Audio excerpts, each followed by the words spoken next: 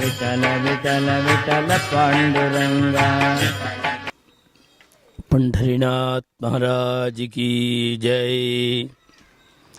जय सद्गुरुमूर्ति की।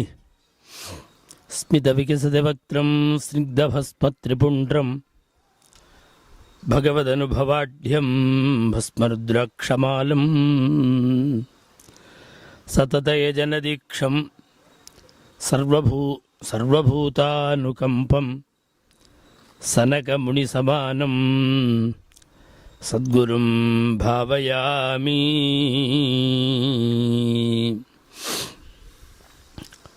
शुचीनां श्रीमतां गेः योगभ्रष्टो विजायते अथवा योगिनामेव कुले महति धीमताम्। भगवान गीताचार्यन யோகபிரஷ்டாளுக்கு அடுத்தடுத்த ஜென்மங்கள் வரும்பொழுது, பிறவிகள் வரும்பொழுது அவ எங்கே பிறப்பார்கள் அப்படின்னு சொல்லும்பொழுது,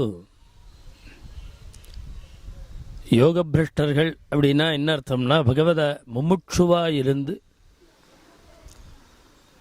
பகவத் பிராப்திக்கு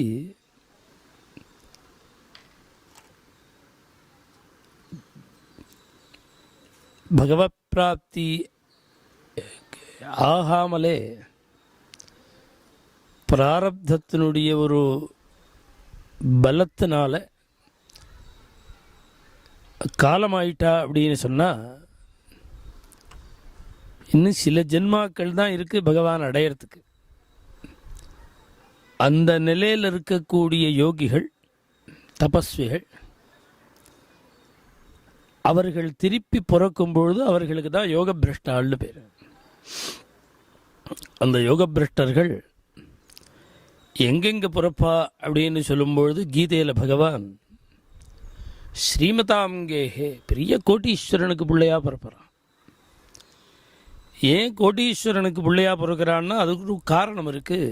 தன்னமயுத்யுபாசீதா நம்யந்தே ஸ்மை காமாக வேதம் சொல்லும்பொழுது, இவா பல பிறவிகளாக வேண்டாம் வேண்டாம் வேண்டான்னு சௌக்கியங்களையும் போகபோக்கியங்களையும் ஐஸ்வர்யாதிகளையும் இவா தவிர்த்துட்டு பகவத் சரணத்தை உபாசிக்கும் பொழுது, இவர்களால் தவிர்க்கப்பட்ட அத்தனை சமிருத்தியும் ஸ்ரீயும் இவர்களை அடையணும்னு ஆசைப்படுமா. அதனால தான் கீதையிலையும் பகவான் யோகபிரஷ்டோ சுச்சீனாம் ஸ்ரீமதாங்கேஹே பெரிய கோட்டீஸ்வரனுக்கு பிள்ளையாக பிறப்பர். அத்தவா ஒரு கால் அப்படி இல்லாட்டா ஆப்ஷன், ரெண்டு ஆப்ஷன். ரெண்டாவது, ஏற்கனவே ஞானிகள்லாம் அவதரித்த குடும்பத்தில் அவதாரம் பண்ணுவாள்.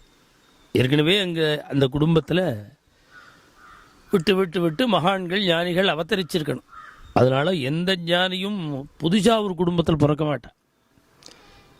ஏற்கனவே ஞானிகள் அவதரிச்சிருப்பா, அந்த குடும்பத்தில் தான் இவ அவதரிப்பா அப்படின்னு பகவத்கீதையில் பகவான் மகான்களுடைய அடுத்த பிறவிகளை பற்றி வர்ணிக்கிறார். அதுபோல் ஒரு யோக பிரஷ்டாள், மகா ஞானிகள், மகா தபஸ்விகள் நிறையா பேர் உண்டு நம்முடைய பாரத தேசத்தில். அதுவும் ஒவ்வொரு பிரதேசத்துலேயும் உண்டு. அதில் தமிழ்நாட்டில் நிறைய ஞானிகள், மகாத்மாக்கள். ஏன்னா இந்த பூமி திருவண்ட ஸ்மரணாத் அருணாச்சலம்ங்கிற அந்த திருவண்ணாமலை அங்கே கோடிக்கணக்கான மகான்கள் இருந்திருக்கா ஏற்கனவே. அதுபோல் நிறையா மகான்கள் அவதாரம் பண்ணியிருக்கா, ஞானிகள் அவதாரம் பண்ணியிருக்கா. தியாகராஜ சுவாமிகள், ரமண மகர்ஷி, சதாசிவ பிரம்மேந்திராள், போதேந்திர சுவாமிகள், இது மாதிரி நிறையா மகான்கள், ஞானிகள் அவதாரம் பண்ணின ஒரு பூமி நம்ம தமிழ்நாடு. அதில் சேங்காலிபுரத்தில் கும்பகோணத்துலேருந்து குடவாசல்லேருந்து 3 கிலோமீட்டர், கும்பகோணம் திருவாரூர் மார்க்கத்தில் குடவாசல்னு வரும் நடுப்பில், அந்த ஊர்லேருந்து ஒரு 3 கிலோமீட்டர் 4 கிலோமீட்டரில் ஒரு கிராமம் சேங்காலிபுரம். நம்முடைய பாரத தேசத்திலேயே ரொம்ப அழகான ஒரு அக்ரஹாரம்.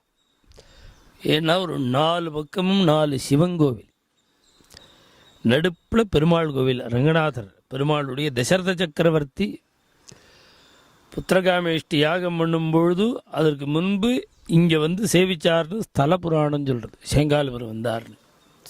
அப்படி அங்கே இருக்கிற பெருமாள் ரங்கநாதருடைய ஆலயம், 4 பக்கமும் 4 சிவங்கோவில், வடக்கு ஒரு காளி கோவில், பிராச்சீனமான கோவில். அதனால தான் சிவகாளிபுரம் தான் சேங்காலிபுரம்னு மருவி இப்படி வந்திருக்கு. அந்த கிராமத்தில் பெரிய குடும்பம், கிட்டத்தட்ட வைத்தியநாத தீட்சிதர் அப்படின்னு ஒரு பெரிய மகாத்மா இருந்தார். அவருக்கு தான் முத்தண்ணாவாள்னு பேர். இந்த குடும்பம் ரொம்ப பெரிய பிராச்சீனமான குடும்பம். பொதுவாக பெரியவாள்லாம் சொல்லுவா, நான் 62 தலைமுறை, நான் 62 தலைமுறையாக ஓலைச்சுவடி இருக்குது. அத்தனை குடும்பமாக நித்யாக்னிஹோத்திரம், வேதாத்தியனம் நித்யாக்னிஹோத்திரம் பண்ணிட்டு இருக்கிற குடும்பம்னு சொல்கிற வழக்கம். ஆனால் மகாபரிவா சொல்லுவா, சந்திரசூரியால் உள்ள காலத்திலேருந்து அனுஷ்டானம் பண்ணிட்டு இருக்கிற குடும்பம் அப்படின்னு மகாபரிவா வாக்குனால சொன்னார். அதில் சமீப காலத்தில் ஒரு 150 வருஷத்தில் அவதரித்து, 200 வருஷத்துக்குள்ளே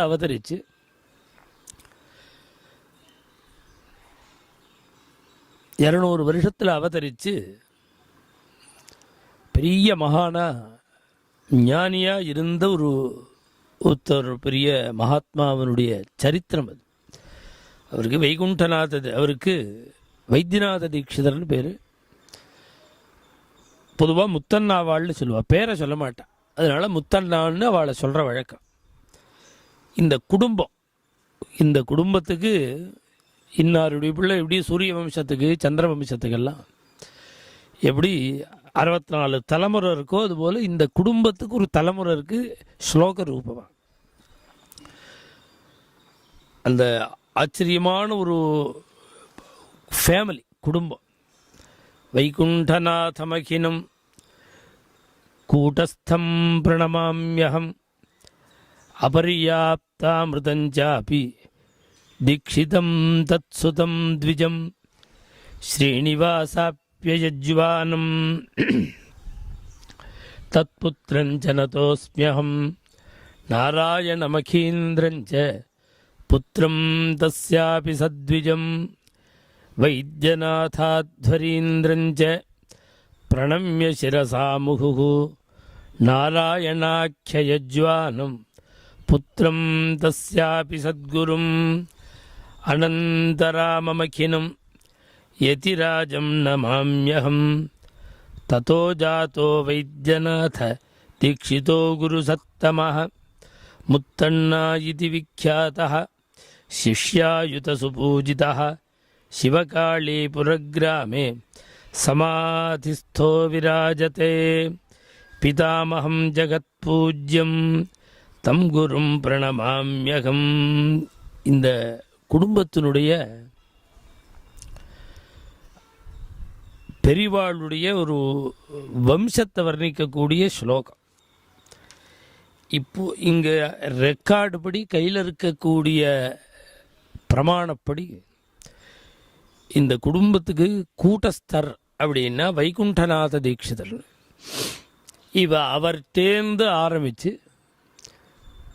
இந்த குடும்பத்தில் என்னுடைய பேரன் வரையில் எத்தனை பேர் இந்த ஃபேமிலியில் உண்டுன்னு இன்னி வரையில் நாங்கள் அதை மெயின்டைன் பண்ணிட்டு வரோம்.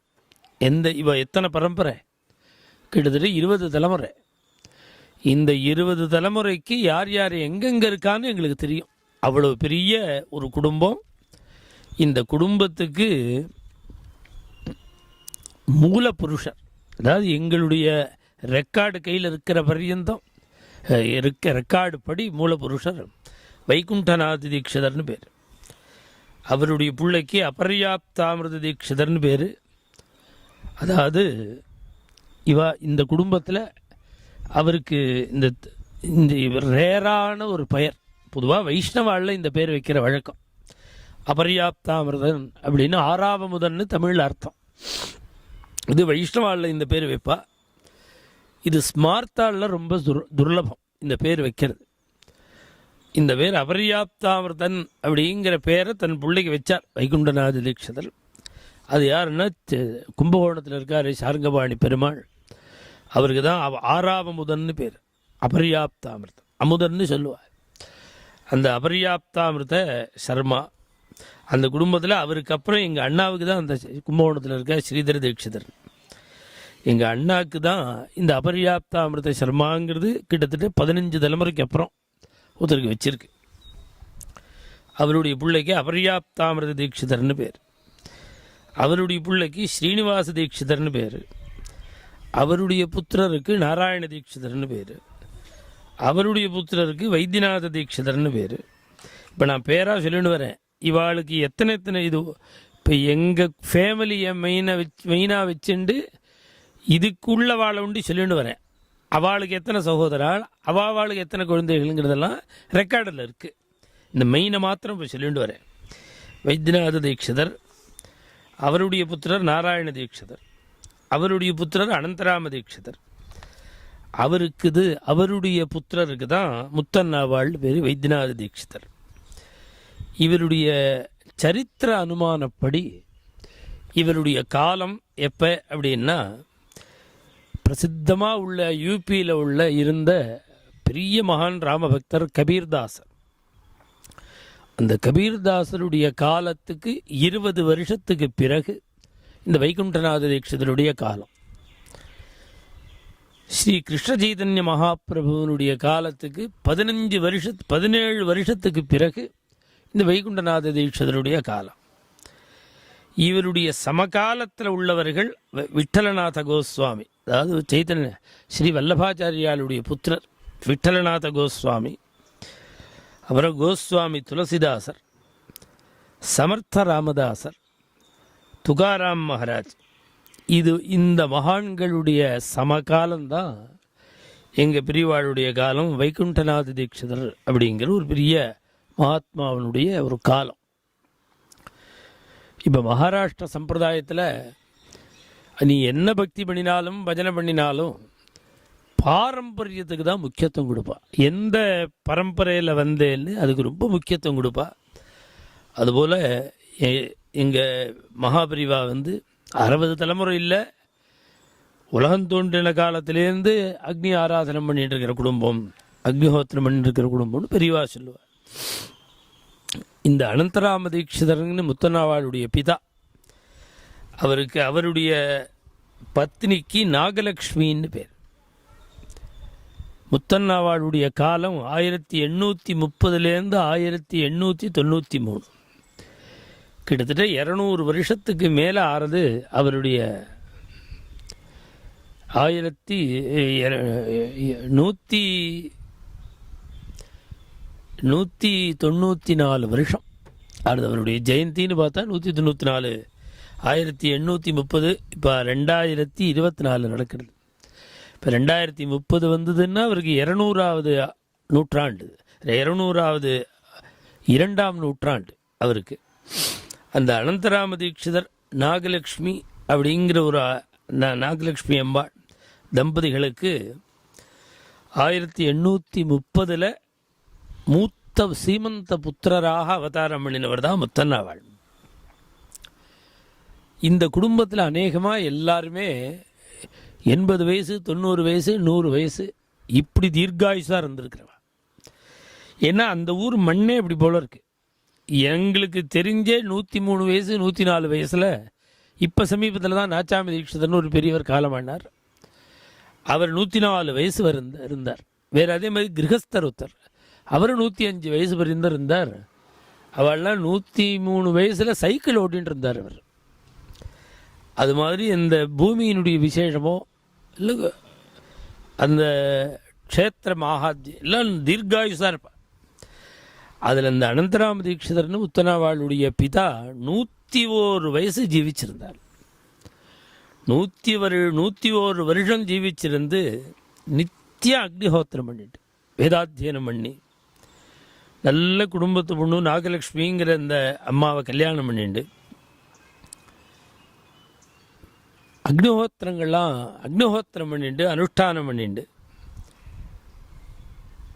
கடைசி காலத்தில் 2 புத்திரன் அடைஞ்சு, முத்தன்னாவாள் அவருடைய தம்பிக்கு சின்ன முத்தன்னாவாள் பேர், அவருக்கு சுப்பிராம தீட்சிதர்னு பேர். அவரை அந்த 2 புத்திரர்கள் அடைஞ்சு கடைசி காலத்தில் அவர் சந்நியாசம் வாங்கிண்டு, கடைசி காலத்தில் சந்நியாசம் வாங்கிண்டு சித்தி ஆகியிருக்கார். அவருடைய அதிஷ்டானம் இன்னைக்கு சேங்காலிபுரத்தில் முத்தன்னாவாளுடைய அதிஷ்டானத்துக்கு பக்கத்தில் இருக்கே, அதுதான் அவருடைய அதிஷ்டானம். இந்த அனந்தராம தீட்சிதருங்கிற ஒரு பெரிய மகாத்மாவுக்கு மூத்திரபுத்திரராக அவதாரம் பண்ணினார். 3 வயசில் அக்ஷராபியாசம் பண்ணார். இந்த சரித்திரங்கள் முழுக்க எங்கள் பிரியதாத்தாவினுடைய ஜெயமங்கல ஸ்தோத்திரம், சேங்காலிபுரம் அனந்தராம தீட்சிதர்வாளுடைய ஜெயமங்கல ஸ்தோத்திரம்ங்கிற ஒரு புஸ்தகத்தில் முத்தன்னாவாளுடைய சரித்திரம்னே ஒரு பாகம் இருக்குது. இதை மகாபிரிவா, இதை தான் பெரியவா தான் இதை புஸ்தகமாக போட சொன்னான். அந்த சரித்திரத்தை போட சொல்லி காமகோட்டின்னு பெரியவா மடத்துலேருந்து வந்த அந்த புஸ்தகத்தில் மாதம் இந்த ஒரு சாப்டரை பெரியவா சரித்திரத்தை போட சொல்லி மகாபிரிவா உத்தரவு பண்ணி இங்கே பெரிய தாத்தா அதை எழுதிட்டு இருந்தார். அதில் அந்த சரித்திரத்தில் முத்தன்னாவாளுக்கு 3வது வயசில் அக்ஷராபியாசம், 5வது வயசில் உபநயனம். இப்போ கேட்குறாலும் 5 வயசில் போடலாமா 6 வயசில் போடலாமா? பஞ்சமே பிரம்மவர்ச்ச சகாமஸ், 5 வயசில் பூணல் போட்டால் மகாமேதாவியாக இருப்பான், அதி தேஜஸ்வியாக இருப்பான். 5 வயசில் உபநயனம். அதுவும் அவள் அப்பாவே, அவர் உலகமே தெரியாத மகாஜானி, அவரே பிரம்மோபதேசம் பண்ணி உபநயனம் முடிஞ்சு பிரம்மோபதேசம் பண்ணின உத்தரட்சணமே பஞ்சாட்சர உபதேசம். எங்கள் குடும்பத்தில் பஞ்சாட்சரம் ரொம்ப முக்கியம். எங்கள் தாத்தா, எங்கள் அப்பாவோட அப்பா நாராயண தீட்சிதர், அவர் அனவரதமும் பஞ்சாட்சரம் தான் ஜெபம் பண்ணுவார். அப்படி பஞ்சாட்சர உபதேசம். அதில் ஒரு ஆச்சரியம் என்னென்னா, 12 வயசுக்குள்ள வேதம், காவியம், சாஸ்திரங்கள், தர்மசூத்திரம், ஸ்ரௌதம், இது எல்லாத்தையும் அத்தியனம் பண்ணாராம். இது ஆச்சரியமாக இருந்தது, இந்த வயசுக்குள்ளே முடிக்க முடியுமான்னு. மகாபிரபுவனுடைய சரித்திரத்தை பார்க்கும்பொழுது 12 வயசுக்குள்ளே இத்தனையும் முடிச்சுட்டு, வியாக்கரண சாஸ்திரத்தையும் முடிச்சுட்டு 14வது வயசில் ஒரு பாடசாலையில் வாத்தியாராக இருந்தார்னு இருக்குது மகாபிரபுவனுடைய சரித்திரத்தில். அதனால் சாதாரணமாக உள்ளவாளால் சாத்தியமில்லை, மகாபுருஷால் அவதார புருஷாலாக இருந்தால் சாத்தியம். 12 வயசில் வேதம் சாஸ்திரங்கள்லாம் முடியுமான்னா அந்த காலத்தில் லௌகீகமே கிடையாது. அதான் பெரிய ப்ளஸ் பாயிண்ட். இப்பயுமே 12 இது இப்படி ஒரு சந்தேகம் இருந்ததோ அதை நிவர்த்தி பண்ணுற மாதிரி 12 வயசில் ஒரு பையன் கிரமாந்தம் பூர்த்தி பண்ணி, யஜுர்வேதம் தைத்திரிய சாகை கிரமாந்தம் பூர்த்தி பண்ணி பரீட்சை கொடுத்துருக்கான். அது யாருன்னு சொன்னால் திருஷ்டி வந்துடும், அதனால் நான் சொல்லலை. நம்ம பாலபிரிவா 12 வயசுக்குள்ள கிரமாந்தம் பரீட்சை கொடுத்த முதல் வித்தியார்த்தியாக இவர் தான் சொன்னார். 12 வயசுக்குள்ள வேதம் பூர்த்தியாக சொல்லி, அது மாத்திரமில்லை, இப்போ ஜட சொல்லின்னு இருக்கான். 13 வயசு தான் இருக்குது. அதனால் நமக்கு இந்த சரித்திரத்தை பார்க்கும்பொழுது இது சாத்தியமானு தோன்றது. ஆனால் ப்ராக்டிக்கலாக பார்க்கும்பொழுது அதுக்கு ஒரு பரிஸ்திதி சூழ்நிலை இருந்து லௌகீகம் கலக்காமல் இருந்தால் சாத்தியம். அப்படி 12 வயசுக்குள்ள வேதம் பூர்த்தி பண்ணி, காவியங்கள்லாம் பூர்த்தி பண்ணி, தர்மசூத்திரம் வாசித்து, ஸ்ரௌத மார்க்கத்திலே ஸ்ரௌத சூத்திரங்களையும் வாசித்து, இத்தனையும் பூர்த்தி பண்ணி மேலே சாஸ்திரா பிரவேசம், தர்க்க சாஸ்திரம், நியாயசாஸ்திரத்தில் ஒரு ஈடுபாடு வந்து இஞ்சி கொல்லையில் ஸ்ரீ சாமா சாஸ்திரிகள்னு ஒரு பெரியவர் இருந்தார். அவர்கிட்ட தான் தர்க்க சாஸ்திரம் வாசித்தார்.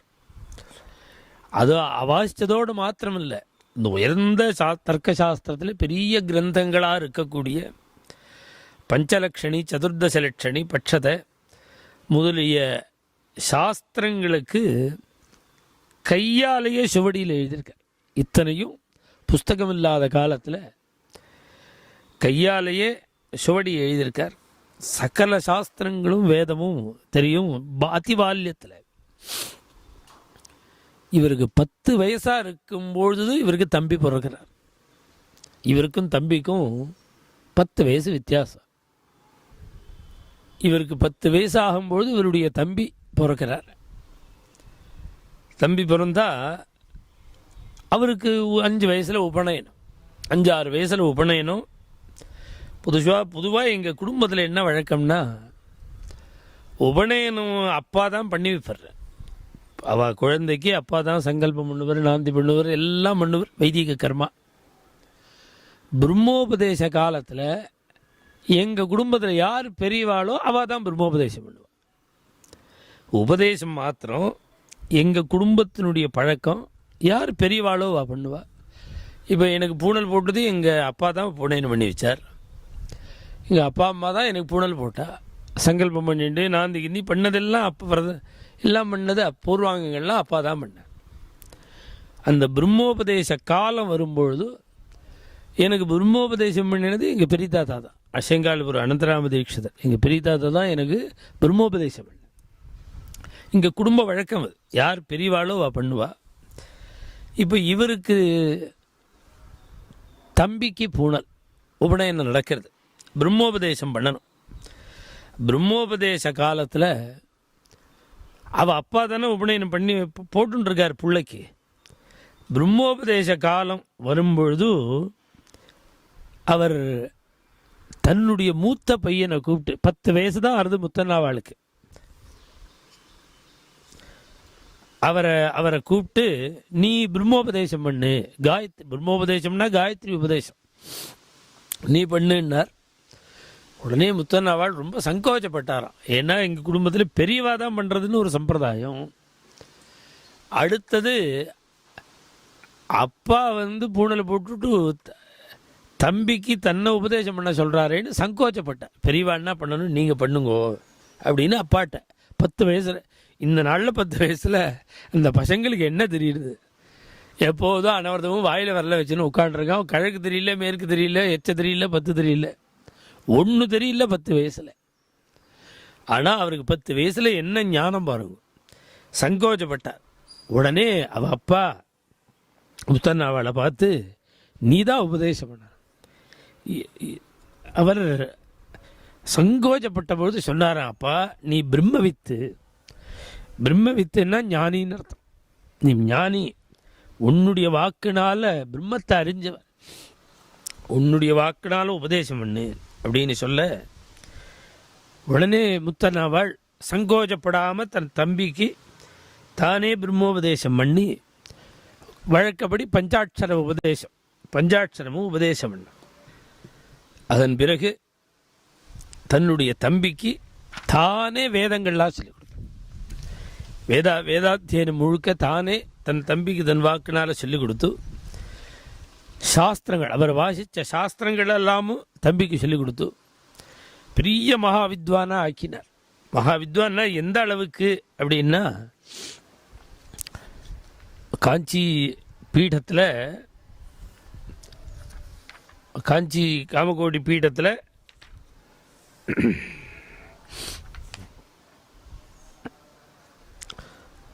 மகாதேவேந்திர சரஸ்வதி சுவாமி, சுதர்சன மகாதேவேந்திர சரஸ்வதி சுவாமிகள், அவர் 1851 1891 வரையில் பீடாதீஸ்வரராக இருந்தார். காஞ்சி காமகோட்டி பீடத்தில். இன்றைக்கி அவருடைய அதிஷ்டானம் இளையாத்தங்குடியில் இருக்கே தான், இளையாத்தங்குடி சுவாமிகள்னு சொல்லுவாளே இவரை தான். இவர் சேங்காலிபுரம் விஜயம் பண்ணார். இவருக்கு சுதர்சன மகாதேவேந்திர சரஸ்வதி சுவாமிகள்னு பேர். அப்படி சேங்காலிபுரம் விஜயம் பண்ணி இங்கே பூஜையோடு தங்கியிருக்கும்பொழுது இந்த சின்ன முத்தண்ணாவாள் வாக்கியார்த்தம் சொன்னான். வாக்கியார்த்தம்னா புரியாதவாளுக்காக, சாமானிய ஜனங்களுக்காக சொல்கிறேன். ஏதாவது ஒரு சாஸ்திர விஷயத்தை எடுத்துக்கிறது, சாஸ்திர விஷயத்தை எடுத்துண்டு அதை பற்றி தன் அபிப்பிராயத்தை சொல்கிறது. அப்படி இவர் அபிப்பிராயத்தை சொல்ல சொல்ல சொல்ல எதிர்த்த மாதிரி இருக்கிற வித்வான்கள்லாம் கேள்வி கேட்பான். அதுக்கு பூர்வபட்சம்னு பேர்.